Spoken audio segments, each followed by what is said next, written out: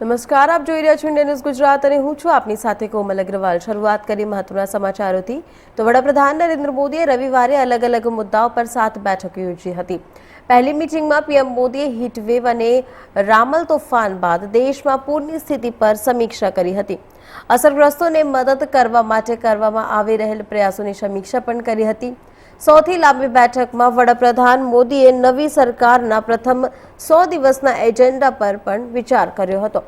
આ સિવાય ત્રીજી બેઠકમાં 5 જૂને વિશ્વ પર્યાવરણ દિવસને મોટા પાયે ઉજવવાની તૈયારીઓ પર ચર્ચા કરવામાં આવી હતી। 4 જૂને પરિણામ જાહેર થશે। જો કે અગાઉના એક્ઝિટ પોલમાં ભાજપ સતત ત્રીજી વખત સરકાર બનાવવાની આગાહી કરી હતી।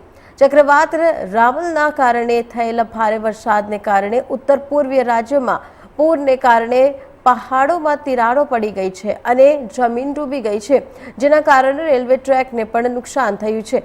તોફાનના કારણે 3 ડઝનથી વધુ લોકોએ જીવ ગુમાવ્યા છે અને 2 લાખથી વધુ લોકો પ્રભાવિત થયા છે। રાજ્યો વચ્ચેનો રેલ વ્યવહાર ખરાબ રીતે પ્રભાવિત થયો છે।